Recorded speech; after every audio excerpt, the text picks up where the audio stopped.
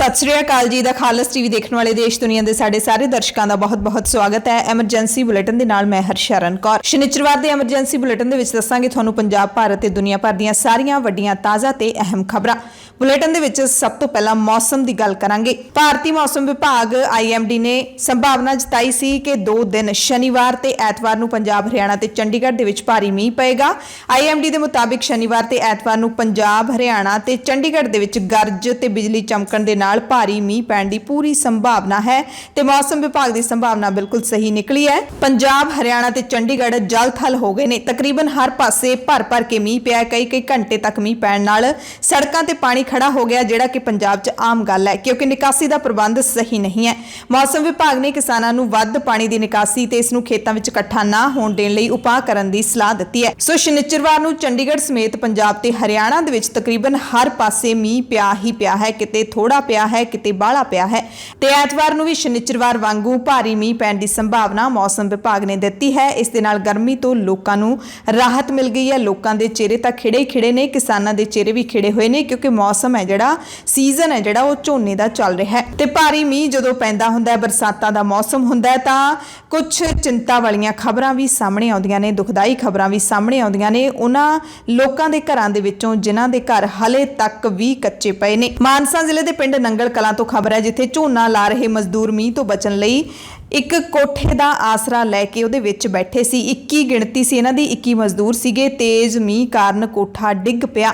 6 औरतां 3 नौजवान ते एक बच्चा गंभीर जख्मी हो गए ने। इस हादसे दे विच एक महिला दा पैर टुट गया है, 2 दियां लत्तां टुटियां ने, बाकियां दे सिरां ते गंभीर सट्टां ने। इन्हां सारे जख्मियां नूं सिविल हस्पताल मानसा दे विच दाखल करवाया गया है। 3 जणिਆਂ नूं होर हस्पतालां दे विच भी भेजिया गया है। ते भारी मींह पैण कारण हिमाचल प्रदेश दे विच जम्मू कश्मीर दे विच ਬੱਦਲ फटण दीयां घटनावां भी वापर रहीआं ने।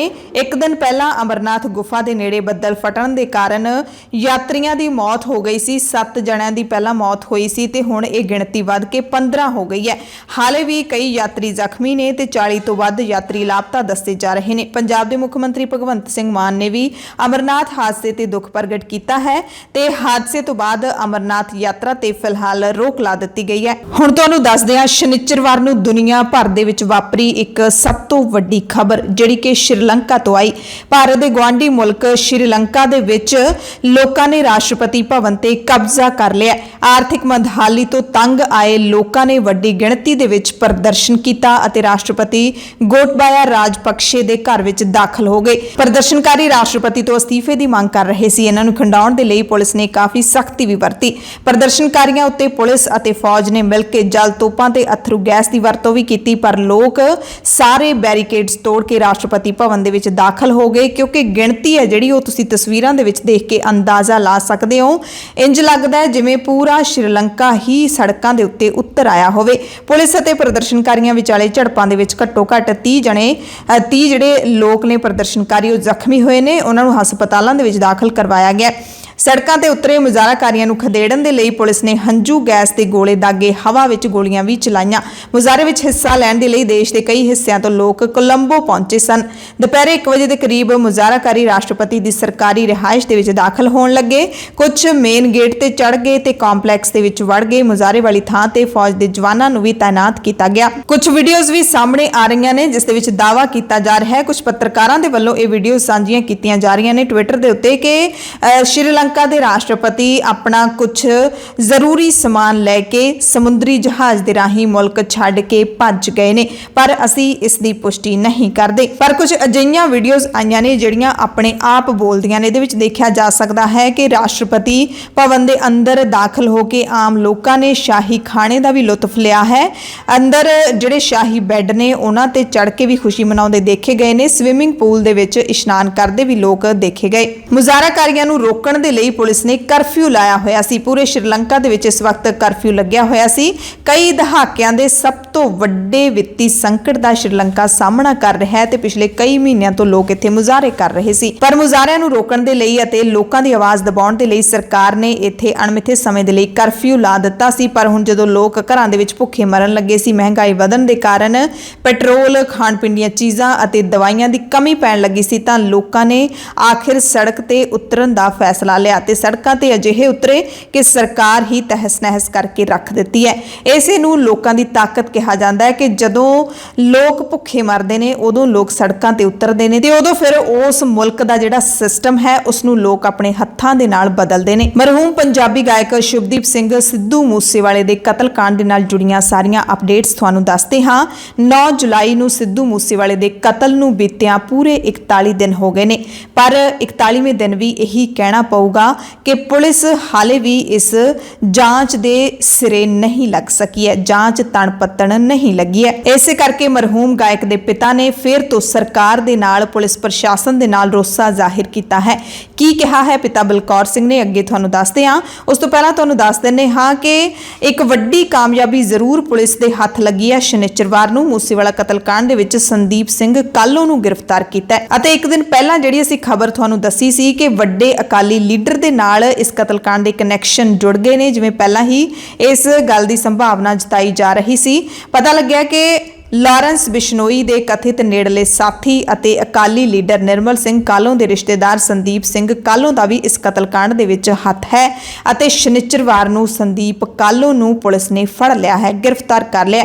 ਡੀਸੀਪੀ ਵਰਿੰਦਰ ਸਿੰਘ ਬਰਾੜ ਨੇ ਦੱਸਿਆ ਕਿ ਇਹ ਕਾਰਵਾਈ ਏਸੀਪੀ ਗੁਰਪ੍ਰੀਤ ਸਿੰਘ ਦੀ ਅਗਵਾਈ ਵਿੱਚ ਇੰਸਪੈਕਟਰ ਬੇਅੰਤ ਜੁਨੇਜਾ ਨੇ ਅਮਲ ਦੇ ਵਿੱਚ ਲਿਆਂਦੀ। ਪੁਲਿਸ ਨੇ ਪੰਚਾਇਤ ਸਕੱਤਰ ਮੁਲਜ਼ਮ ਸੰਦੀਪ ਸਿੰਘ ਕਾਲੋਂ ਨੂੰ ਬਾੜੇਵਾਲ ਸੜਕ ਤੋਂ ਗ੍ਰਿਫਤਾਰ ਕੀਤਾ ਹੈ। ਕਤਲकांड ਦੇ ਵਿੱਚ ਸ਼ਨੀਚਰਵਾਰ ਨੂੰ ਇੱਕ ਹੋਰ ਵੱਡੀ ਜਾਣਕਾਰੀ ਸਾਹਮਣੇ ਆਈ ਹੈ। ਸਿੱਧੂ ਮੂਸੇਵਾਲੇ ਦੇ ਕਤਲ ਤੋਂ ਕੁਝ ਹੀ ਘੰਟਿਆਂ ਦੇ ਅੰਦਰ ਵਾਰਦਾਤ ਦੀ ਜ਼ਿੰਮੇਵਾਰੀ ਲੈਣ ਵਾਲੀ ਗੋਲਡੀ ਬਰਾੜ ਦੇ ਬਾਰੇ ਅਹਿਮ ਖਬਰ ਮਿਲੀ ਹੈ, ਜਿਸ ਨੂੰ ਸੁਣ ਕੇ ਪੁਲਿਸ ਵੀ ਹੈਰਾਨ ਹੈ। ਦਰਅਸਲ ਪਠਾਨਕੋਟ ਦੇ ਇੱਕ ਬੈਂਕ ਵਿੱਚ ਮੂਸੇਵਾਲਾ ਕਤਲकांड ਦੇ ਮਾਸਟਰਮਾਈਂਡ ਗੋਲਡੀ ਬਰਾੜ ਦੇ ਨਾਮ ਦਾ ਬੈਂਕ ਖਾਤਾ ਖੁਲਵਾਉਣ ਦੀ ਕੋਸ਼ਿਸ਼ ਕੀਤੀ ਗਈ ਹੈ, ਜਦਕਿ ਗੋਲਡੀ ਬਰਾੜ ਕੈਨੇਡਾ ਦੇ ਵਿੱਚ ਦੱਸਿਆ ਜਾਂਦਾ ਹੈ। ਇਸ ਵਕਤ ਬੈਂਕ ਮੈਨੇਜਰ ਨੇ ਜਦੋਂ ਖਾਤਾ ਖੁਲਵਾਉਣ ਆਏ ਸ਼ਖਸ ਦੇ ਆਧਾਰ ਕਾਰਡ ਤੇ ਲੱਗੀ ਫੋਟੋ ਅਤੇ KYC ਚੈੱਕ ਕੀਤਾ ਤਾਂ ਉਸਦੇ ਹੋਸ਼ ਉੱਡ ਗਏ। ਮੈਨੇਜਰ ਨੇ ਫੌਰਨ ਪੁਲਿਸ ਨੂੰ ਫੋਨ ਕੀਤਾ। ਜਦੋਂ ਤੱਕ ਪੁਲਿਸ ਪਹੁੰਚੀ, ਖਾਤਾ ਖੁਲਵਾਉਣ ਆਇਆ ਸ਼ਖਸ ਗਾਇਬ ਹੋ ਗਿਆ। ਪਠਾਨਕੋਟ ਦੇ ਡਾਂਗੂ ਰੋਡ ਤੇ ਸਥਿਤ ਇੱਕ ਕੌਮੀ ਬੈਂਕ ਦੇ ਮੈਨੇਜਰ ਨਾਲ ਇੱਕ ਸ਼ਖਸ ਮਿਲਿਆ ਤੇ ਨਵਾਂ ਅਕਾਊਂਟ ਖੁਲਵਾਉਣ ਦੇ ਲਈ ਗੱਲ ਕੀਤੀ। ਜਦੋਂ ਬੈਂਕ ਮੈਨੇਜਰ ਨੇ KYC ਕਰਨ ਲਈ ਆਧਾਰ ਕਾਰਡ ਮੰਗਿਆ ਤਾਂ ਉਸ ਆਧਾਰ ਕਾਰਡ ਤੇ ਗੈਂਗਸਟਰ ਗੋਲਡੀ ਬਰਾੜ ਦੀ ਫੋਟੋ ਲੱਗੀ ਹੋਈ ਸੀ। ਬੈਂਕ ਮੈਨੇਜਰ ਨੂੰ ਸ਼ੱਕ ਹੋਇਆ। ਮੈਨੇਜਰ ਨੇ ਫੌਰਨ ਪਠਾਨਕੋਟ ਦੇ SSP ਅਰੁਣ ਸੈਣੀ ਨੂੰ ਫੋਨ ਕੀਤਾ, ਪੂਰੀ ਗੱਲ ਦੱਸੀ ਤੇ ਸੈਣੀ ਨੇ ਬਦਮਾਸ਼ਾਂ ਨੂੰ ਗੱਲਾਂ ਦੇ ਵਿੱਚ ਉਲਝਾਉਣ ਲਈ ਕਿਹਾ। ਮੈਨੇਜਰ ਨੇ ਸਟਾਫ ਨੂੰ ਬੁਲਾਇਆ ਤੇ ਮੁਲਜ਼ਮ ਨੂੰ ਗੱਲਾਂ ਵਿੱਚ ਲਾਉਣ ਦੀ ਸਲਾਹ ਦਿੱਤੀ, ਪਰ ਬਦਮਾਸ਼ ਨੂੰ ਸ਼ਾਇਦ ਖਤਰੇ ਦੀ ਜਾਣਕਾਰੀ ਹੋ ਗਈ ਸੀ। ਬਾਥਰੂਮ ਜਾਣ ਦੇ ਬਹਾਨੇ ਉਹ ਗੇਟ ਵਾਲੇ ਪਾਸੇ ਭੱਜ ਗਿਆ।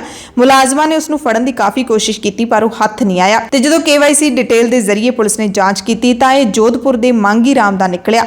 ਅਜਿਹਾ ਲੱਗ ਰਿਹਾ ਹੈ ਪੁਲਿਸ ਨੂੰ ਕਿ ਫੋਟੋ ਤੇ ਨਾਂ ਫਰਜ਼ੀ ਸਨ, ਪਰ ਵੱਡਾ ਸਵਾਲ ਹੈ ਕਿ ਗੋਲਡੀ ਬਰਾੜ ਦਾ ਨਾਮ ਕਿਉਂ ਵਰਤਿਆ ਗਿਆ, ਉਸ ਦੀ ਤਸਵੀਰ ਕਿਉਂ ਵਰਤੀ ਗਈ, ਕਿਉਂਕਿ ਹੁਣ ਹਰ ਕੋਈ ਗੋਲਡੀ ਬਰਾੜ ਦੀ ਫੋਟੋ ਤੋਂ ਜਾਣੂ ਹੋ ਚੁੱਕਿਆ ਹੈ। ਤਾਂ ਅਜਿਹੇ ਵਿੱਚ ਸਵਾਲ ਉੱਠਦਾ ਹੈ ਕਿ ਕੀ ਇਸ ਦੇ ਪਿੱਛੇ ਕਿਸੇ ਸਿਰਫਿਰੇ ਦੀ ਹਰਕਤ ਸੀ ਜਾਂ ਵਾਕਈ ਇਸ ਦੇ ਪਿੱਛੇ ਕੋਈ ਵੱਡੀ ਸਾਜ਼ਿਸ਼ ਕੀਤੀ ਜਾ ਰਹੀ ਸੀ। ਪੁਲਿਸ ਨੂੰ ਇਸ ਦੀ ਤਹਿ ਤੱਕ ਜਾਣਾ ਹੀ ਪਵੇਗਾ। ਤੇ ਪੁਲਿਸ ਦੀ ਜਾਂਚ ਵਿੱਚ ਇਹ ਵੀ ਸਾਹਮਣੇ ਆਇਆ ਕਿ ਜਿੰਨੀ ਦੇਰ ਤੱਕ ਨੌਜਵਾਨ ਬੈਂਕ ਦੇ ਅੰਦਰ ਰਿਹਾ, ਹਰਿਆਣਾ ਨੰਬਰ ਦੀ ਇੱਕ ਗੱਡੀ ਵੀ ਬਾਹਰ ਖੜੀ ਰਹੀ। ਨੌਜਵਾਨ ਦੇ ਫਰਾਰ ਹੋਣ ਤੋਂ ਬਾਅਦ ਕਾਰ ਵੀ ਚਲੇਗੀ।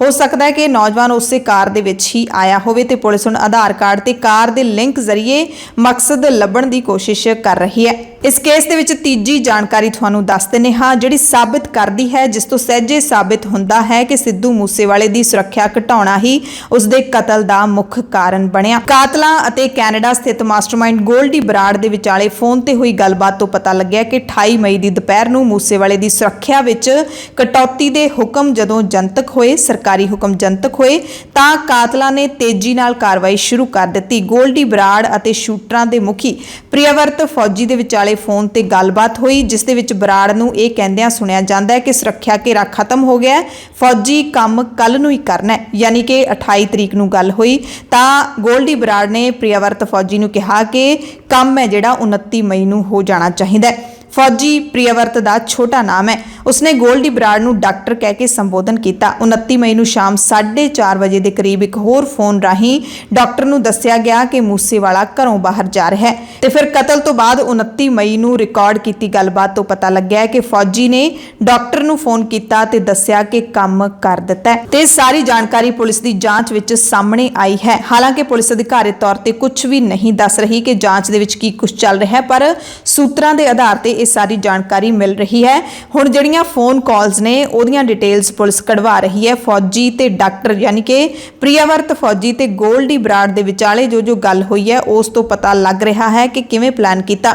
ਉਂਝ ਵੀ ਜੇ ਦੇਖ ਲਈਏ ਤਾਂ ਗੋਲਡੀ ਬਰਾੜ ਨੇ ਤਾਂ ਕਤਲ ਤੋਂ 2 ਘੰਟੇ ਬਾਅਦ ਹੀ ਇਹ ਕਹਿ ਦਿੱਤਾ ਸੀ ਕਿ ਸਿੱਧੂ ਮੂਸੇਵਾਲੇ ਨੂੰ ਅਸੀਂ ਮਰਵਾਇਆ ਹੈ, ਮੈਂ ਮਰਵਾਇਆ ਹੈ। ਇਸ ਦੇ ਵਿੱਚ ਕੋਈ ਸ਼ੱਕ ਨਹੀਂ ਹੈ ਕਿ ਗੋਲਡੀ ਬਰਾੜ ਮਾਸਟਰਮਾਈਂਡ ਹੈ ਤੇ ਉਸ ਦੇ ਨਾਲ ਸਾਥ ਦਿੱਤਾ ਲਾਰੈਂਸ ਬਿਸ਼ਨੋਈ ਨੇ। ਇਸ ਕੇਸ ਦੇ ਵਿੱਚ ਚੌਥੀ ਅਪਡੇਟ ਸ਼ਨੀਚਰਵਾਰ ਨੂੰ ਆਈ ਕਿ ਕਤਲ ਕੇਸ 'ਚ ਗ੍ਰਿਫਤਾਰ ਕੀਤੇ ਗਏ ਸਭ ਤੋਂ ਛੋਟੀ ਉਮਰ ਦੇ ਸ਼ੂਟਰ ਅੰਕਿਤ ਸੇਰਸਾ, ਉਸ ਦੇ ਨਾਲ ਸਚਿਨ ਚੌਧਰੀ ਅਤੇ ਸੰਦੀਪ ਗੁਲੀਆ ਦੇ ਰਿਮਾਂਡ ਦੀ ਮਿਆਦ ਖਤਮ ਹੋਣ ਤੋਂ ਬਾਅਦ ਤਿੰਨਾਂ ਨੂੰ ਦਿੱਲੀ ਦੇ ਪਟਿਆਲਾ ਹਾਊਸ ਕੋਰਟ ਵਿੱਚ ਪੇਸ਼ ਕੀਤਾ ਗਿਆ, ਜਿੱਥੇ ਅਦਾਲਤ ਨੇ ਅੰਕਿਤ ਸੇਰਸਾ ਤੇ ਸਚਿਨ ਚੌਧਰੀ ਨੂੰ 5 ਦਿਨਾਂ ਦੇ ਹੋਰ ਪੁਲਿਸ ਰਿਮਾਂਡ ਤੇ ਭੇਜ ਦਿੱਤਾ ਹੈ, ਜਦਕਿ ਸੰਦੀਪ ਗੁਲੀਆ ਨੂੰ ਅਦਾਲਤ ਨੇ 14 ਦਿਨਾਂ ਦੇ ਲਈ ਨਿਆਂਇਕ ਹਿਰਾਸਤ ਵਿੱਚ ਭੇਜ ਦਿੱਤਾ ਹੈ। ਸਿੱਧੂ ਮੂਸੇਵਾਲੇ ਦੇ ਮਾਪਿਆਂ ਦੀ ਗੱਲ ਕਰ ਲਈਏ ਤਾਂ ਮਾਪਿਆਂ ਦਾ ਹਾਲ ਕਿਵੇਂ ਦਾ ਹੋ ਸਕਦਾ ਹੈ ਇਹ ਆਪਾਂ ਸਾਰੇ ਹੀ ਜਾਣਦੇ ਹਾਂ। ਮਾਪਿਆਂ ਨੂੰ ਰੋਸਾ ਹੈ ਕਿ 40 ਦਿਨਾਂ ਬਾਅਦ ਵੀ ਪੁਲਿਸ ਦੀ ਜਾਂਚ ਉੱਥੇ ਹੀ ਖੜੀ ਹੈ। ਉਹਨਾਂ ਨੂੰ ਲੱਗਦਾ ਹੈ ਕਿ ਪੁੱਤ ਦੇ ਕਾਤਲ ਸ਼ਰੇਆਮ ਘੁੰਮ ਰਹੇ ਨੇ। ਮਾਨਸਾ ਦੇ ਕਸਬਾ ਸਰਦੂਲਗੜ੍ਹ ਦੇ ਵਿੱਚ ਬਣੇ ਡੇਰਾ ਹਕਤਾਲਾ ਦੇ ਵਿੱਚ ਪੰਜਾਬੀ ਗਾਇਕ ਸਿੱਧੂ ਮੂਸੇਵਾਲੇ ਦੀ ਯਾਦ ਨੂੰ ਸਮਰਪਿਤ ਬਾਬੇ ਨਾਨਕ ਦਾ ਜੰਗਲ ਲਾਇਆ ਗਿਆ, ਜਿਸ ਦਾ ਉਦਘਾਟਨ ਮੂਸੇਵਾਲੇ ਦੇ ਪਿਤਾ ਬਲਕੌਰ ਸਿੰਘ ਨੇ ਆਪਣੇ ਪੁੱਤ ਦੀ ਯਾਦ ਵਿੱਚ ਪੌਦਾ ਲਾ ਕੇ ਕੀਤਾ। ਇਸ ਦੌਰਾਨ ਪਿਤਾ ਬਲਕੌਰ ਸਿੰਘ ਦਾ ਬਿਆਨ ਸਾਹਮਣੇ ਆਇਆ। ਉਹਨਾਂ ਰੋਸਾ ਜਤਾਇਆ ਕਿ ਮੂਸੇਵਾਲੇ ਦੇ ਕਤਲ ਨੂੰ 40 ਦਿਨ ਬੀਤ ਚੁੱਕੇ ਨੇ, ਪਰ ਮੇਰੇ ਪੁੱਤ ਦੇ ਦੋਸ਼ੀ ਹੋਰ ਵਾਰਦਾਤਾਂ ਨੂੰ ਅੰਜਾਮ ਦੇਣ ਦੇ ਲਈ ਖੁੱਲ੍ਹੇਆਮ ਘੁੰਮ ਰਹੇ ਨੇ। ਪਿਤਾ ਨੇ ਕਿਹਾ ਕਿ ਬੜੇ ਦੁੱਖ ਦੀ ਗੱਲ ਹੈ ਕਿ ਹਾਲੇ ਤੱਕ ਉਹ ਕਿਸੇ ਕਾਨੂੰਨ ਦੇ ਸ਼ਿਕੰਜੇ ਵਿੱਚ ਨਹੀਂ ਆਏ। ਸ਼ਾਇਦ ਉਹਨਾਂ ਦੇ ਇੱਕ ਹੋਰ ਵਾਰਦਾਤ ਕਰਨ ਦਾ ਇੰਤਜ਼ਾਰ ਕੀਤਾ ਜਾ ਰਿਹਾ ਹੋਵੇ। ਸਿੱਧੂ ਦੇ ਪਿਤਾ ਨੇ ਨੌਜਵਾਨਾਂ ਨੂੰ ਅਪੀਲ ਕੀਤੀ ਕਿ ਉਹ ਕਿਸੇ ਵੀ ਤਰ੍ਹਾਂ ਦੇ ਲਾਲਚ ਵਿੱਚ ਆ ਕੇ ਕਿਸੇ ਦਾ ਘਰ ਬਰਬਾਦ ਨਾ ਕਰਨ। ਉਹਨਾਂ ਕਿਹਾ ਕਿ ਪਾਪੀ ਮੇਰੇ ਘਰ ਦੇ ਆਲੇ ਦੁਆਲੇ ਘੁੰਮਦੇ ਰਹੇ, ਪਰ ਉਸ ਵਕਤ ਕੋਈ ਵੀ ਮੇਰਾ ਨਹੀਂ ਬਣਿਆ। ਕਿਸੇ ਨੇ ਵੀ ਮੈਨੂੰ ਕੋਈ ਸੂਚਨਾ ਨਹੀਂ ਦਿੱਤੀ ਕਿ 50 ਬੰਦੇ ਮੇਰੇ ਪੁੱਤ ਨੂੰ ਮਾਰਨ ਪਿੱਛੇ ਲੱਗੇ ਹੋਏ ਨੇ। ਉਹਨਾਂ ਕਿਹਾ ਕਿ ਇੰਟੈਲੀਜੈਂਸ ਨੇ ਵੀ ਮੈਨੂੰ ਕੋਈ ਸੂਚਨਾ ਨਹੀਂ ਦਿੱਤੀ। ਇਸੇ ਕਰਕੇ ਕਹਿੰਦੇ ਆਪਾਂ ਇੱਕ ਨੌਜਵਾਨ ਗਵਾ ਲਿਆ ਜਿਸ ਨੇ ਆਪਣੇ ਇਲਾਕੇ ਨੂੰ ਵਿਸ਼ਵ ਪੱਧਰ ਤੇ ਮਸ਼ਹੂਰ ਕੀਤਾ ਸੀ। ਬੜੇ ਦੁੱਖ ਦੀ ਗੱਲ ਹੈ ਕਿ ਟਿੱਬਿਆਂ ਦਾ ਪੁੱਤ ਟਿੱਬਿਆਂ 'ਚ ਹੀ ਸਮਾ ਗਿਆ। ਮੂਸੇਵਾਲੇ ਦੇ ਪਿਤਾ ਨੇ ਕਿਹਾ ਕਿ ਸਾਡੀ ਬਦਕਿਸਮਤੀ ਹੈ ਕਿ ਅਸੀਂ ਬੁਰੇ ਸਿਸਟਮ ਦੀ ਭੇਂਟ ਚੜ੍ਹ ਗਏ। ਬੜਾ ਭਿਆਨਕ ਸਮਾਂ ਚੱਲ ਰਿਹਾ ਹੈ ਕਿਉਂਕਿ ਇਹ ਇਕੱਲੇ ਸਿੱਧੂ ਦਾ ਕਤਲ ਨਹੀਂ ਹੈ, ਇਹ ਇੱਕ ਇਮਾਨਦਾਰ ਲੀਡਰ, ਮਿਹਨਤੀ ਨੌਜਵਾਨ ਤੇ ਕਲਮ ਦੇ ਧਨੀ ਸਿੱਖ ਦਾ ਕਤਲ ਹੈ। ਉਹਨਾਂ ਨੇ ਫਿਰ ਸਾਰਿਆਂ ਨੂੰ ਪੌਦੇ ਲਾਉਣ ਦੀ ਅਪੀਲ ਕੀਤੀ। ਪੰਜਾਬ ਦੇ ਸਾਬਕਾ ਡੀਜੀਪੀ ਸੁਮੇਧ ਸੈਣੀ ਨੂੰ ਕੋਟਕਪੂਰਾ ਗੋਲੀकांड ਦੇ ਵਿੱਚ ਵੱਡਾ ਝਟਕਾ ਲੱਗਿਆ ਹੈ। ਹਾਈ ਕੋਰਟ ਤੋਂ ਪਟੀਸ਼ਨ ਖਾਰਜ ਹੋਣ ਤੋਂ ਬਾਅਦ ਹੁਣ ਸੈਣੀ ਨੂੰ ਬੈਬਲ ਕਲਾਂ ਤੇ ਕੋਟਕਪੂਰਾ ਗੋਲੀकांड ਦੀ ਜਾਂਚ ਲਈ ਬਣੀ ਸਿੱਟ ਮੂਹਰੇ ਪੇਸ਼ ਹੋਣਾ ਪਵੇਗਾ। ਪੰਜਾਬ ਹਰਿਆਣਾ ਹਾਈ ਕੋਰਟ ਵਿੱਚ ਸੁਮੇਧ ਸੈਣੀ ਨੇ ਕੇਂਦਰੀ ਏਜੰਸੀ ਤੋਂ ਗੋਲੀकांड ਦੀ ਜਾਂਚ ਕਰਵਾਉਣ ਦੀ ਮੰਗ ਕੀਤੀ ਸੀ, ਜਿਸ ਨੂੰ ਅਦਾਲਤ ਨੇ ਰੱਦ ਕਰ ਦਿੱਤਾ ਸੀ। ਇਸ ਤੋਂ ਬਾਅਦ ਏਡੀਜੀਪੀ ਐਲਕੇ ਯਾਦਵ ਵਾਲੀ ਸਿੱਟ ਨੇ ਸੈਣੀ ਨੂੰ ਪੇਸ਼ ਹੋਣ ਦੇ ਲਈ ਸੰਮਨ ਭੇਜਿਆ ਹੈ, ਜਦਕਿ ਬੈਬਲ ਕਲਾਂ ਗੋਲੀकांड ਦੀ ਜਾਂਚ ਆਈਜੀ ਨਿਹਾਲ ਸਿੰਘ ਦੀ ਟੀਮ ਕਰ ਰਹੀ ਹੈ। ਸਮਨਾਂ ਤੋਂ ਬਾਅਦ ਸੁਮੇਧ ਸੈਣੀ ਨੇ ਪੇਸ਼ੀ ਦੇ ਲਈ 3 ਹਫ਼ਤਿਆਂ ਦਾ ਸਮਾਂ ਮੰਗਿਆ। ਸੈਣੀ ਨੇ ਚਿੱਠੀ ਵਿੱਚ ਲਿਖਿਆ ਹੈ ਕਿ ਉਹ ਦਿੱਲੀ ਵਿੱਚ ਕਿਸੇ ਕੇਸ ਦੇ ਮਾਮਲੇ ਵਿੱਚ ਗਿਆ ਹੋਇਆ, ਇਸ ਲਈ ਹੁਣੇ ਹਾਜ਼ਰ ਨਹੀਂ ਹੋ ਸਕਦਾ। ਉਧਰ ਪੰਜਾਬ ਦੇ ਕਾਨੂੰਨੀ ਹਾਲਾਤ ਸੂਬਾ ਸਰਕਾਰ ਤੇ ਪੁਲਿਸ ਲਈ ਵੱਡੀ ਚੁਣੌਤੀ ਬਣੇ ਹੋਏ ਨੇ। ਇਸ ਲਈ ਪੰਜਾਬ ਦੇ ਨਵੇਂ ਕਾਰਜਕਾਰੀ ਡੀਜੀਪੀ ਗੌਰਵ ਯਾਦਵ ਚਾਰਜ ਸਾਂਭਣ ਤੋਂ ਬਾਅਦ ਹੀ ਪੂਰੀ ਤਰ੍ਹਾਂ ਨਾਲ ਐਕਟਿਵ ਨਜ਼ਰ ਆ ਰਹੇ ਨੇ।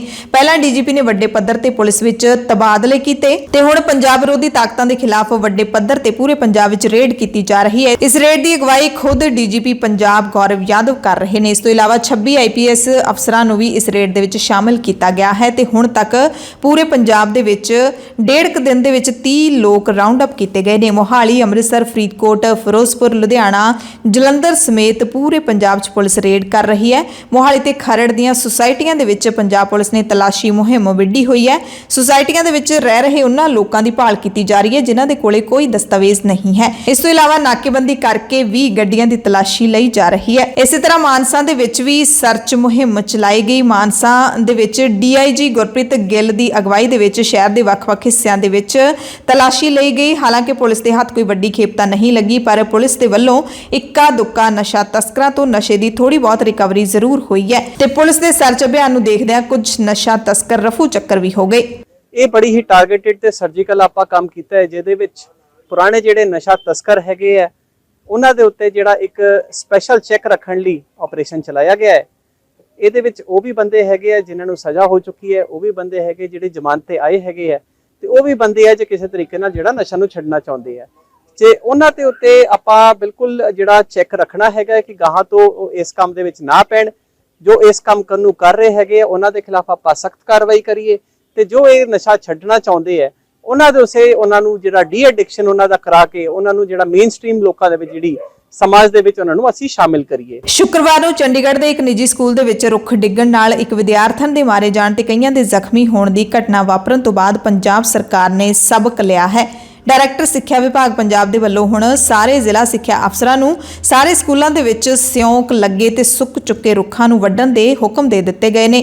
ਸਿੱਖਿਆ ਵਿਭਾਗ ਨੇ ਚਿੱਠੀ ਜਾਰੀ ਕਰਦਿਆਂ ਹੁਕਮ ਕੀਤਾ ਹੈ ਕਿ ਲਗਭਗ ਸਾਰੇ ਸਕੂਲਾਂ ਦੇ ਵਿੱਚ ਖਾਲੀ ਥਾਵਾਂ ਉੱਤੇ ਅਤੇ ਗਰਾਊਂਡਾਂ ਦੇ ਵਿੱਚ ਬਹੁਤ ਰੁੱਖ ਲੱਗੇ ਹੁੰਦੇ ਨੇ। ਵਿਦਿਆਰਥੀ ਬ੍ਰੇਕ ਟਾਈਮ ਦੇ ਵਿੱਚ ਰੁੱਖਾਂ ਹੇਠਾਂ ਜਾਂ ਤਾਂ ਖੇਡਦੇ ਨੇ ਜਾਂ ਫਿਰ ਉੱਥੇ ਬਹਿ ਕੇ ਲੰਚ ਖਾਂਦੇ ਨੇ ਤੇ ਸਕੂਲਾਂ ਦੇ ਵਿੱਚ ਬਹੁਤ ਸਾਰੇ ਅਜਿਹੇ ਪੁਰਾਣੇ ਰੁੱਖ ਨੇ ਜਿਨ੍ਹਾਂ ਨੂੰ ਸਿਉਂਕ ਲੱਗੀ ਹੋਈ ਹੈ ਜੋ ਕਿਸੇ ਵੀ ਸਮੇਂ ਤੇਜ਼ ਹਨੇਰੀ ਕਾਰਨ ਡਿੱਗ ਸਕਦੇ ਨੇ ਤੇ ਹੁਣ ਸੂਬੇ ਦੇ ਸਾਰੇ ਸਰਕਾਰੀ ਸਕੂਲਾਂ ਦੇ ਵਿੱਚ ਲੱਗੇ ਅਜਿਹੇ ਰੁੱਖਾਂ ਸੰਬੰਧੀ ਸੂਚਨਾ ਤੁਰੰਤ ਇਕੱਠੀ ਕਰਨ ਦੇ ਹੁਕਮ ਜਾਰੀ ਕੀਤੇ ਗਏ ਨੇ ਤੇ ਜਿੱਥੇ-ਜਿੱਥੇ ਰੁੱਖਾਂ ਦੇ ਵਿੱਚ ਤਕਲੀਫ ਹੋਵੇਗੀ ਉਹਨਾਂ ਰੁੱਖਾਂ ਨੂੰ ਵੱਢਿਆ ਜਾਊਗਾ। ਰਾਜਸਥਾਨ ਦੇ ਜੈਪੁਰ ਦੇ ਵਿੱਚ ਕੇਂਦਰੀ ਗ੍ਰਹਿ ਮੰਤਰੀ ਅਮਿਤ ਸ਼ਾਹ ਦੀ ਪ੍ਰਧਾਨਗੀ ਹੇਠ ਉੱਤਰੀ ਜ਼ੋਨਲ ਕੌਂਸਲ ਦੀ ਮੀਟਿੰਗ ਹੋਈ। ਇੱਕ ਹੋਟਲ ਦੇ ਵਿੱਚ ਸਖਤ ਸੁਰੱਖਿਆ ਦੇ ਹੇਠ ਮੀਟਿੰਗ ਸਵੇਰੇ 11 ਵਜੇ ਸ਼ੁਰੂ ਹੋਈ। ਇਸ ਦੌਰਾਨ ਰਾਜਸਥਾਨ ਦੇ ਮੁੱਖ ਮੰਤਰੀ ਅਸ਼ੋਕ ਗਹਿਲੋਤ ਨੇ ਕਿਹਾ ਕਿ ਸੂਬੇ ਦੇ ਵਡੇਰੇ ਹਿੱਤਾਂ ਦੇ ਮੱਦੇਨਜ਼ਰ BBMB ਦੇ ਵਿੱਚ ਰਾਜਸਥਾਨ ਨੂੰ ਪੱਕਾ ਮੈਂਬਰ ਬਣਾਇਆ ਜਾਵੇ। ਰਾਜਸਥਾਨ ਦੇ ਮੁੱਖ ਮੰਤਰੀ ਦੀ ਇਹ ਮੰਗ ਉਸ ਵਕਤ ਆਈ ਹੈ ਜਦੋਂ ਪੰਜਾਬ ਦੀ ਪੱਕੀ ਮੈਂਬਰੀ ਨੂੰ BBMB ਦੇ ਵਿੱਚੋਂ ਖਤਮ ਕਰ ਦਿੱਤਾ ਗਿਆ ਹੈ। ਇਹ ਪੰਜਾਬ ਦੇ ਲਈ ਇੱਕ ਵੱਡੇ ਝਟਕੇ ਵਾਲੀ ਗੱਲ ਹੋਵੇਗੀ ਜੇ ਕੇਂਦਰ ਸਰਕਾਰ ਨੇ ਰਾਜਸਥਾਨ ਨੂੰ ਇਸ ਦੇ ਵਿੱਚ ਪੱਕਾ ਮੈਂਬਰ ਬਣਾ ਦਿੱਤਾ। ਮੀਟਿੰਗ ਦੇ ਵਿੱਚ ਅੰਦਰੂਨੀ ਸੁਰੱਖਿਆ, ਸੜਕਾਂ, ਟਰਾਂਸਪੋਰਟ, ਉਦਯੋਗ, ਪਾਣੀ, ਬਿਜਲੀ ਅਤੇ ਸਾਂਝੇ ਹਿੱਤਾਂ ਦੇ ਹੋਰ ਮੁੱਦਿਆਂ ਤੇ ਚਰਚਾ ਕੀਤੀ ਜਾ ਰਹੀ ਹੈ। ਇਸ ਮੌਕੇ ਪੰਜਾਬ ਦੇ ਰਾਜਪਾਲ ਤੇ ਚੰਡੀਗੜ੍ਹ ਦੇ ਪ੍ਰਸ਼ਾਸਕ ਬਨਵਾਰੀ ਲਾਲ ਪੁਰੋਹਿਤ ਵੀ ਮੀਟਿੰਗ ਦੇ ਵਿੱਚ ਸ਼ਾਮਿਲ ਹਨ। ਹਰਿਆਣਾ ਦੇ ਮੁੱਖ ਮੰਤਰੀ ਮਨੋਹਰ ਲਾਲ ਖੱਟਰ, ਹਿਮਾਚਲ ਦੇ ਮੁੱਖ ਮੰਤਰੀ ਜੈਰਾਮ ਠਾਕੁਰ, ਲੱਦਾਖ ਦੇ ਉਪ ਰਾਜਪਾਲ ਰਾਧਾ ਕ੍ਰਿਸ਼ਨ ਮਾਥੁਰ, ਦਿੱਲੀ ਦੇ ਉਪ ਰਾਜਪਾਲ ਵਿਨੇ ਕੁਮਾਰ ਸਕਸੈਨਾ ਅਤੇ ਇਹਨਾਂ ਸਾਰੇ ਸੂਬਿਆਂ ਦੇ ਸੀਨੀਅਰ ਅਧਿਕਾਰੀ ਹਾਜ਼ਰ ਹਨ। ਪੰਜਾਬ ਦੇ ਮੁੱਖ ਮੰਤਰੀ ਭਗਵੰਤ ਸਿੰਘ ਮਾਨ ਦਾ ਹਾਲੇ ਤਾਜ਼ਾ ਵਿਆਹ ਹੋਇਆ, ਇਸ ਕਰਕੇ ਸ਼ਾਇਦ ਉਹ ਇਸ ਮੀਟਿੰਗ ਦੇ ਵਿੱਚ ਨਹੀਂ ਸ਼ਾਮਿਲ ਹੋ ਰਹੇ ਤੇ ਇਸ ਮੀਟਿੰਗ ਦੇ ਵਿੱਚੋਂ ਇੱਕ ਹੋਰ ਵੱਡੀ ਖਬਰ ਆਈ ਹੈ ਜਿਸ ਤੋਂ ਬਾਅਦ ਮੁੱਖ ਮੰਤਰੀ ਭਗਵੰਤ ਸਿੰਘ ਮਾਨ ਨੇ ਵੀ ਟਵੀਟ ਕੀਤਾ ਹੈ। ਵੱਡੀ ਖਬਰ ਇਹ ਹੈ ਕਿ ਕੇਂਦਰੀ ਗ੍ਰਹਿ ਮੰਤਰੀ ਅਮਿਤ ਸ਼ਾਹ ਨੇ ਚੰਡੀਗੜ੍ਹ ਦੇ ਵਿੱਚ ਹਰਿਆਣਾ ਲਈ ਵੱਖਰੀ ਵਿਧਾਨ ਸਭਾ ਦੀ ਇਮਾਰਤ ਬਣਾਉਣ ਵਾਸਤੇ ਜ਼ਮੀਨ ਦੇਣ ਦਾ ਐਲਾਨ ਕਰ ਦਿੱਤਾ ਹੈ। ਉਂਝ ਚੰਡੀਗੜ੍ਹ ਦੇ ਵਿੱਚ 60-40 ਦੇ ਅਨੁਪਾਤ ਨੂੰ ਲੈ ਕੇ ਦੋਵੇਂ ਸੂਬੇ ਇੱਕ ਦੂਜੇ ਤੇ ਇਲਜ਼ਾਮਬਾਜ਼ੀ ਕਈ ਚਿਰਾਂ ਤੋਂ ਕਰਦੇ ਆ ਰਹੇ ਨੇ, ਯਾਨੀ ਕਿ ਪੰਜਾਬ ਤੇ ਹਰਿਆਣਾ ਤੇ ਸਾਰੇ ਸੂਬਿਆਂ ਦੇ ਵੱਡੇ ਅਧਿਕਾਰੀਆਂ ਅਤੇ ਮੰਤਰੀਆਂ ਦੇ ਨਾਲ ਕੀਤੀ ਜਾ ਰਹੀ ਇਸ ਸਾਂਝੀ ਮੀਟਿੰਗ ਦੇ ਵਿੱਚ ਗ੍ਰਹਿ ਮੰਤਰੀ ਅਮਿਤ ਸ਼ਾਹ ਨੇ ਹਰਿਆਣੇ ਨੂੰ ਖੁਸ਼ ਕਰ ਦਿੱਤਾ ਹੈ। ਹੋ ਸਕਦਾ ਹੈ ਕਿ BJP ਆਉਂਦੀਆਂ ਵਿਧਾਨ ਸਭਾ ਚੋਣਾਂ ਦੇ ਵਿੱਚ ਹਰਿਆਣੇ 'ਚ ਇਸ ਦਾ ਸਿਆਸੀ ਲਾਹਾ ਲਵੇ। ਮੁੱਖ ਮੰਤਰੀ ਭਗਵੰਤ ਮਾਨ ਨੇ ਕੇਂਦਰ ਸਰਕਾਰ ਦੇ ਇਸ ਫੈਸਲੇ ਦਾ ਵਿਰੋਧ ਕਰਦਿਆਂ ਟਵੀਟ ਕੀਤਾ ਹੈ ਕਿ ਮੇਰੀ ਕੇਂਦਰ ਸਰਕਾਰ ਨੂੰ ਅਪੀਲ ਹੈ ਕਿ ਹਰਿਆਣੇ ਦੀ ਤਰਜ਼ ਤੇ ਸਾਡੇ ਪੰਜਾਬ ਲਈ ਵੀ ਆਪਣੀ ਵਿਧਾਨ ਸਭਾ ਬਣਾਉਣ ਲਈ ਚੰਡੀਗੜ੍ਹ ਵਿੱਚ ਜ਼ਮੀਨ ਅਲਾਟ ਕੀਤੀ ਜਾਵੇ। ਲੰਬੇ ਸਮੇਂ ਤੋਂ ਕਹਿੰਦੇ ਮੰਗ ਹੈ ਕਿ ਪੰਜਾਬ ਹਰਿਆਣਾ ਹਾਈ ਕੋਰਟ ਨੂੰ ਵੱਖ-ਵੱਖ ਕੀਤਾ ਜਾਵੇ, ਇਸ ਲਈ ਕਿਰਪਾ ਕਰਕੇ ਕੇਂਦਰ ਸਰਕਾਰ ਚੰਡੀਗੜ੍ਹ ਵਿੱਚ ਸਾਨੂੰ ਵੀ ਜ਼ਮੀਨ ਮੁਹੱਈਆ ਕਰਵਾਏ। ਕੇਂਦਰ ਦੇ ਇਸ ਫੈਸਲੇ ਦਾ ਸ਼੍ਰੋਮਣੀ ਅਕਾਲੀ ਦਲ ਨੇ ਵੀ ਵਿਰੋਧ ਕੀਤਾ ਹੈ। ਸ਼੍ਰੋਮਣੀ ਅਕਾਲੀ ਦਲ ਦੇ ਸੀਨੀਅਰ ਮੀਤ ਪ੍ਰਧਾਨ ਤੇ ਬੁਲਾਰੇ ਡਾਕਟਰ ਦਲਜੀਤ ਸਿੰਘ ਚੀਮਾ ਨੇ ਇਸ ਫੈਸਲੇ ਦੀ ਨਿੰਦਾ ਕਰਦਿਆਂ ਇਸ ਨੂੰ ਪੰਜਾਬ ਵਿਰੋਧੀ ਫੈਸਲਾ ਕਰਾਰ ਦਿੱਤਾ ਹੈ। ਕੇਂਦਰ ਸਰਕਾਰ ਨੇ ਕਹਿੰਦੇ ਇੰਦਰਾ ਗਾਂਧੀ ਵੱਲੋਂ ਕੀਤੇ ਬੇਇਨਸਾਫੀ ਵਾਲੇ ਫੈਸਲੇ ਤੇ ਮੋਹਰ ਲਾ ਕੇ ਪੰਜਾਬ ਦੇ ਜ਼ਖਮਾਂ ਤੇ ਲੂਣ ਛਿੜਕਣ ਦਾ ਕੰਮ ਕੀਤਾ ਹੈ। ਇਸ ਫੈਸਲੇ ਨਾਲ ਚੰਡੀਗੜ੍ਹ ਉੱਤੇ ਪੰਜਾਬ ਦੇ ਹੱਕ ਖਤਮ ਹੋਣਗੇ। ਕੇਂਦਰ ਸਰਕਾਰ ਨੂੰ ਅਕਾਲੀ ਦਲ ਨੇ ਫੈਸਲਾ ਤੁਰੰਤ ਵਾਪਸ ਲੈਣ ਲਈ ਕਿਹਾ ਹੈ। ਚੰਡੀਗੜ੍ਹ ਉੱਤੇ ਜਿਹੜਾ ਪੰਜਾਬ ਦਾ ਹੱਕ ਹੈ ਉਹਨੂੰ ਇਸ ਫੈਸਲੇ ਦੇ ਨਾਲ ਖਤਮ ਕੀਤਾ ਜਾ ਰਿਹਾ। ਕੇਂਦਰ ਸਰਕਾਰ ਨੂੰ ਦੋ ਸੂਬਿਆਂ ਦੇ ਵਿੱਚ ਇਸ ਤਰੀਕੇ ਲੜਾਈ ਨੂੰ ਵਧਾਉਣਾ ਨਹੀਂ ਚਾਹੀਦਾ। ਜੇ ਹਰਿਆਣਾ ਨੇ ਆਪਣੀ ਵਿਧਾਨ ਸਭਾ ਬਣਾਉਣੀ ਹੈ ਤਾਂ ਉਹਨੂੰ ਹਰਿਆਣੇ ਦੇ ਵਿੱਚ ਜਗ੍ਹਾ ਦੇਣੀ ਚਾਹੀਦੀ। ਮੈਂ ਕੇਂਦਰ ਸਰਕਾਰ ਨੂੰ ਬੇਨਤੀ ਕਰਦਾ ਕਿ ਇਹ ਬਹੁਤ ਮੰਦਭਾਗਾ ਫੈਸਲਾ ਹੈ, ਇਹਨੂੰ ਇਮੀਡੀਏਟਲੀ ਵਾਪਸ ਲੈਣਾ ਚਾਹੀਦਾ ਕਿਉਂਕਿ ਇਹਦੇ ਨਾਲ ਜਿਹੜੀ ਹੈ ਪੰਜਾਬ ਦੇ ਵਿੱਚ ਹੋਰ ਬੇਚੈਨੀ ਵਧੇਗੀ ਔਰ ਸ਼੍ਰੋਮਣੀ ਅਕਾਲੀ ਦਲ ਇਸ ਫੈਸਲੇ ਨੂੰ ਕਦੀ ਵੀ ਬਰਦਾਸ਼ਤ ਨਹੀਂ ਕਰੇਗਾ, ਡਟ ਕੇ ਇਸ ਫੈਸਲੇ ਦਾ ਵਿਰੋਧ ਕਰੇਗਾ। ਸੋ ਦੇਖਦੇ ਹਾਂ ਕਿ ਇਸ ਮੀਟਿੰਗ ਦੇ ਵਿੱਚ ਪੰਜਾਬ ਨੂੰ ਆਖਿਰਕਾਰ ਕੀ ਮਿਲੂਗਾ। ਇਧਰ ਪੰਜਾਬ ਦੇ ਵਿੱਚ ਮੁੱਖ ਮੰਤਰੀ ਭਗਵੰਤ ਸਿੰਘ ਮਾਨ ਦੀ ਅਗਵਾਈ ਵਾਲੀ ਆਮ ਆਦਮੀ ਪਾਰਟੀ ਦੀ ਸਰਕਾਰ ਪੂਰੇ ਐਕਸ਼ਨ ਮੋਡ ਦੇ ਵਿੱਚ ਹੈ। ਸਰਕਾਰ ਨੇ ਪੇਂਡੂ ਵਿਕਾਸ ਤੇ ਪੰਚਾਇਤ ਵਿਭਾਗ ਦੇ 3 ਅਧਿਕਾਰੀਆਂ ਨੂੰ ਘੁਟਾਲਾ ਕਰਨ ਦੇ ਦੋਸ਼ ਵਿੱਚ ਸਸਪੈਂਡ ਕਰ ਦਿੱਤਾ ਹੈ। ਇਹਨਾਂ ਤਿੰਨਾਂ ਤੇ ਪਲੈਨਿੰਗ ਵਿਭਾਗ ਤੇ CM ਫੰਡ ਲਈ ਆਈ ਰਕਮ ਦੀ ਗਲਤ ਵਰਤੋਂ ਕਰਨ ਦਾ ਦੋਸ਼ ਲੱਗਿਆ। ਕਥਿਤ ਤੌਰ ਤੇ 11 ਕਰੋੜ ਦੇ ਘਪਲੇ ਦਾ ਦੋਸ਼ ਹੈ। ਤਿੰਨਾਂ ਨੇ ਯੋਜਨਾ ਵਿਭਾਗ ਤੇ ਮੁੱਖ ਮੰਤਰੀ ਫੰਡ ਲਈ ਰਕਮ ਦੀ ਆਪਣੇ ਵਾਸਤੇ ਦੁਰਵਰਤੋਂ ਕੀਤੀ। ਮੁਅੱਤਲ ਕੀਤੇ ਗਏ ਅਧਿਕਾਰੀਆਂ ਵਿੱਚ ਬਲਾਕ ਵਿਕਾਸ ਤੇ ਪੰਚਾਇਤ ਅਫਸਰ ਯਾਨੀ ਕਿ BDPO ਜਤਿੰਦਰ ਸਿੰਘ ਢਿੱਲੋਂ, ਸੀਨੀਅਰ ਸਹਾਇਕ ਅਕਾਊਂਟੈਂਟ ਗੁਰਦੀਪ ਸਿੰਘ, ਸੀਨੀਅਰ ਸਹਾਇਕ ਚੰਦ ਸਿੰਘ ਸ਼ਾਮਲ ਨੇ। ਜਿੱਥੇ ਆਮ ਆਦਮੀ ਪਾਰਟੀ ਦੀ ਸਰਕਾਰ ਧੜਾ ਧੜ ਭ੍ਰਿਸ਼ਟ ਲੋਕਾਂ ਨੂੰ ਫੜਫੜ ਜੇਲ੍ਹਾਂ ਦੇ ਵਿੱਚ ਬੰਦ ਕਰ ਰਹੀ ਹੈ, ਉੱਥੇ ਆਮ ਆਦਮੀ ਪਾਰਟੀ ਦੀ ਸਰਕਾਰ ਆਪਣੇ ਕੁਝ ਫੈਸਲਿਆਂ ਕਰਕੇ ਲੋਕਾਂ ਦੇ ਵਿਰੋਧ ਦਾ ਸਾਹਮਣਾ ਵੀ ਕਰ ਰਹੀ ਹੈ। ਗੱਲ ਕਰਾਂਗੇ ਮੱਤੇਵਾੜਾ ਜੰਗਲ ਦੇ ਨਾਲ ਬਣਨ ਵਾਲੇ ਟੈਕਸਟਾਈਲ ਪਾਰਕ ਦੀ, ਜਿਸ ਦੇ ਵਿਰੋਧ ਵਿੱਚ ਐਤਵਾਰ ਨੂੰ ਯਾਨੀ ਕਿ 10 ਜੁਲਾਈ ਨੂੰ ਵੱਡਾ ਇਕੱਠ ਕੀਤਾ ਜਾ ਰਿਹਾ ਹੈ। ਪੰਜਾਬ ਦੇ ਵਿੱਚ ਵੱਡਾ ਸੰਘਰਸ਼ ਇਸ ਪਾਰਕ ਨੂੰ ਬਣਾਉਣ ਦੇ ਵਿਰੋਧ ਵਿੱਚ ਸ਼ੁਰੂ ਹੋ ਚੁੱਕਿਆ ਹੈ।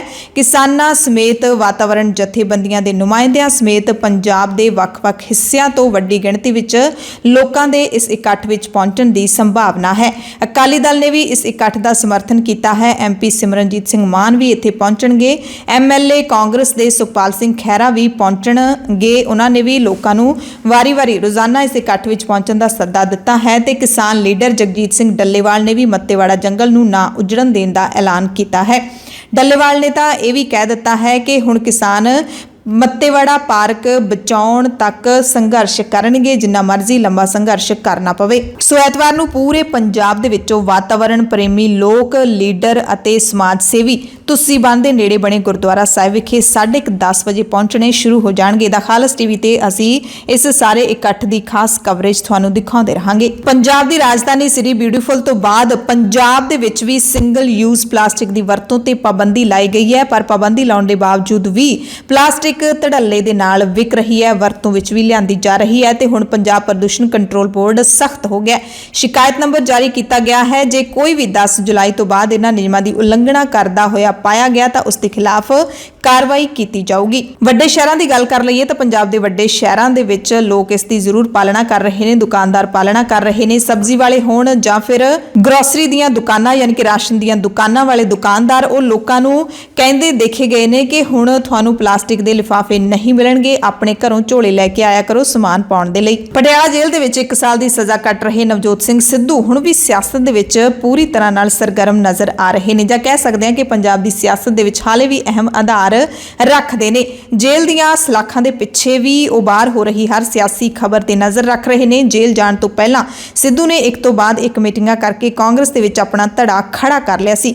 ਕਾਂਗਰਸ ਦੇ ਕਈ ਲੀਡਰ BJP ਦੇ ਵਿੱਚ ਵੀ ਸ਼ਾਮਿਲ ਹੋਏ, ਪਰ ਸਿੱਧੂ ਦਾ ਕੋਈ ਵੀ ਸਮਰਥਕ ਹੈ ਜਿਹੜਾ ਉਹ BJP 'ਚ ਸ਼ਾਮਿਲ ਨਹੀਂ ਹੋਇਆ ਤੇ ਹੁਣ ਵੀ ਸਿੱਧੂ ਦੇ ਸਮਰਥਕ ਸਿੱਧੂ ਦੇ ਨਾਲ ਖੜੇ ਨਜ਼ਰ ਆ ਰਹੇ ਨੇ। ਖਬਰ ਪਤਾ ਲੱਗੀ ਹੈ ਕਿ ਨਵਜੋਤ ਸਿੰਘ ਸਿੱਧੂ ਨੇ ਪੰਜਾਬ ਕਾਂਗਰਸ ਦੇ ਪ੍ਰਧਾਨ ਅਮਰਿੰਦਰ ਸਿੰਘ ਰਾਜਾ ਵੜਿੰਗ ਦੇ ਨਾਲ ਜੇਲ੍ਹ ਦੇ ਵਿੱਚ ਮੁਲਾਕਾਤ ਨਹੀਂ ਕੀਤੀ। ਜੇਲ੍ਹੋਂ ਬਾਹਰ ਰਹਿੰਦੇ ਹੋਏ ਵੀ ਜਿਵੇਂ ਸਿੱਧੂ ਨੇ ਸੂਬਾ ਪ੍ਰਧਾਨ ਰਾਜਾ ਵੜਿੰਗ ਦੇ ਨਾਲ ਕੋਈ ਮੀਟਿੰਗ ਨਹੀਂ ਕੀਤੀ ਸੀ, ਉਸੇ ਤਰ੍ਹਾਂ ਹੁਣ ਜਦੋਂ ਵੜਿੰਗ ਉਹਨਾਂ ਨੂੰ ਮਿਲਣ ਪਹੁੰਚੇ ਤਾਂ ਸਿੱਧੂ ਨੇ ਨਰਾਤਿਆਂ ਦਾ ਬਹਾਨਾ ਬਣਾ ਕੇ ਮੀਟਿੰਗ ਤੋਂ ਇਨਕਾਰ ਕਰ ਦਿੱਤਾ। ਜਦਕਿ 2 ਦਿਨ ਬਾਅਦ ਸਿੱਧੂ ਨੇ ਆਪਣੇ ਖਾਸ ਲੀਡਰਾਂ ਦੇ ਨਾਲ ਜੇਲ੍ਹ ਦੇ ਵਿੱਚ ਤਕਰੀਬਨ 40 ਮਿੰਟ ਤੱਕ ਬੈਠਕ ਕੀਤੀ। ਸਿੱਧੂ ਨੂੰ ਜੇਲ੍ਹ ਦੇ ਵਿੱਚ ਮਿਲਣ ਦੇ ਲਈ ਸਾਬਕਾ ਕੈਬਨਿਟ ਮੰਤਰੀ OP ਸੋਨੀ, ਸਾਬਕਾ ਰਾਜ ਸਭਾ ਮੈਂਬਰ ਸ਼ਮਸ਼ੇਰ ਸਿੰਘ ਦੁੱਲੋ ਤੇ ਸਾਬਕਾ ਮੰਤਰੀ ਸੁਖ ਸਰਕਾਰੀਆ ਪਹੁੰਚੇ ਸਨ। ਪੰਜਾਬ ਦੇ ਮਾਲ ਮੁੜ ਵਸੇਬਾ ਤੇ ਆਫਤ ਪ੍ਰਬੰਧਨ ਮੰਤਰੀ ਬ੍ਰਹਮ ਸ਼ੰਕਰ ਜਿੰਪਾ ਨੇ ਕਿਹਾ ਕਿ ਮੁੱਖ ਮੰਤਰੀ ਭਗਵੰਤ ਮਾਨ ਦੀ ਅਗਵਾਈ ਵਾਲੀ ਸਰਕਾਰ ਪੰਜਾਬ ਰੈਵਨਿਊ ਆਫੀਸਰਸ ਐਸੋਸੀਏਸ਼ਨ ਦੇ ਵੱਲੋਂ ਦਬਾਅ ਬਣਾਉਣ ਲਈ ਕੀਤੇ ਜਾ ਰਹੇ ਯਤਨਾਂ ਮੂਹਰੇ ਨਹੀਂ ਝੁਕੇਗੀ ਤੇ ਜਿਹੜੇ ਮੁਲਾਜ਼ਮ ਮਹਿਜ਼ ਆਪਣੇ ਨਿੱਜੀ ਮੁਫਾਦਾਂ ਦੇ ਲਈ ਦਬਾਅ ਬਣਾਉਣ ਵਾਸਤੇ ਸਰਕਾਰੀ ਕੰਮ ਵਿੱਚ ਰੁਕਾਵਟ ਪਾਉਣ ਦੀ ਕੋਸ਼ਿਸ਼ ਕਰਨਗੇ, ਉਹਨਾਂ ਦੇ ਖਿਲਾਫ ਸਖਤ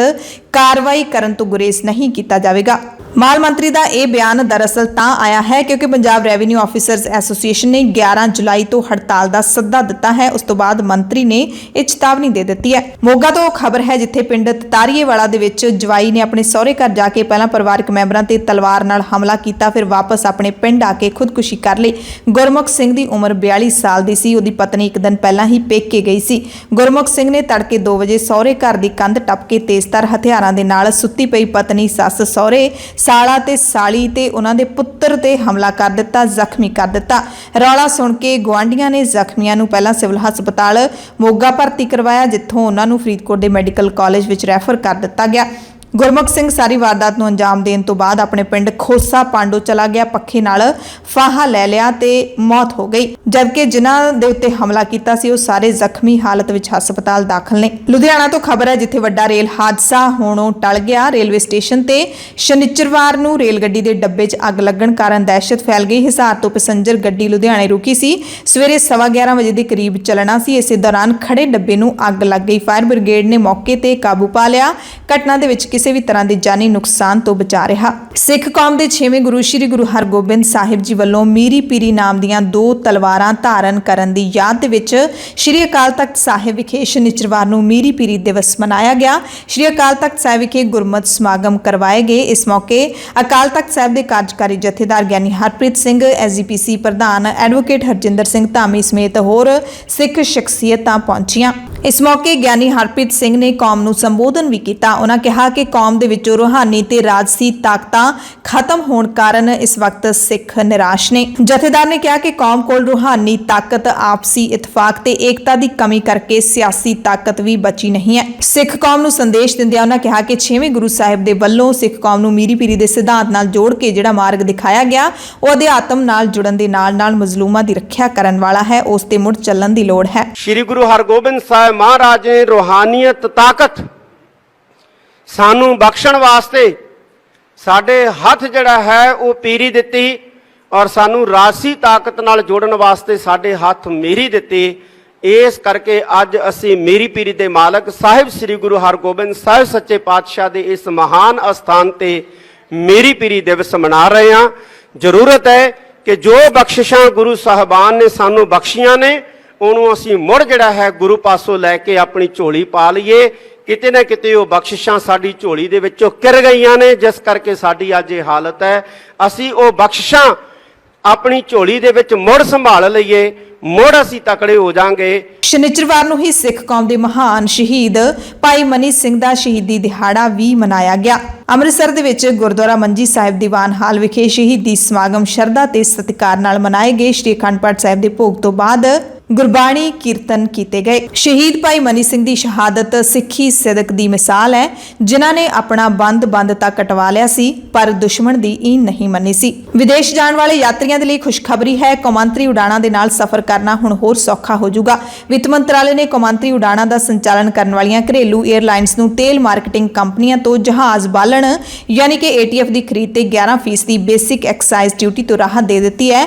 ਮਤਲਬ ਕਿ ਹੁਣ ATF ਤੇ ਐਕਸਾਈਜ਼ ਡਿਊਟੀ ਨਹੀਂ ਲੱਗੂਗੀ। ਦੁਨੀਆ ਦੇ ਸਭ ਤੋਂ ਅਮੀਰ ਵਿਅਕਤੀ ਐਲਨ ਮਸਕ ਨੇ ਟਵਿੱਟਰ ਡੀਲ ਕੈਂਸਲ ਕਰ ਦਿੱਤੀ ਹੈ, ਯਾਨੀ ਕਿ ਰੱਦ ਕਰ ਦਿੱਤੀ ਹੈ। ਲੰਘੀ 25 ਅਪ੍ਰੈਲ ਨੂੰ ਐਲਨ ਮਸਕ ਨੇ ਟਵਿੱਟਰ ਨੂੰ 54 ਤੋਂ ਵੀ ਵੱਧ ਬਿਲੀਅਨ ਡਾਲਰ ਦੇ ਨਾਲ ਖਰੀਦਣ ਦਾ ਆਫਰ ਦਿੱਤਾ ਸੀ। ਹਾਲਾਂਕਿ ਡੀਲ ਬਾਅਦ ਵਿੱਚ 44 ਬਿਲੀਅਨ ਡਾਲਰ ਤੇ ਪੱਕੀ ਹੋ ਗਈ ਸੀ।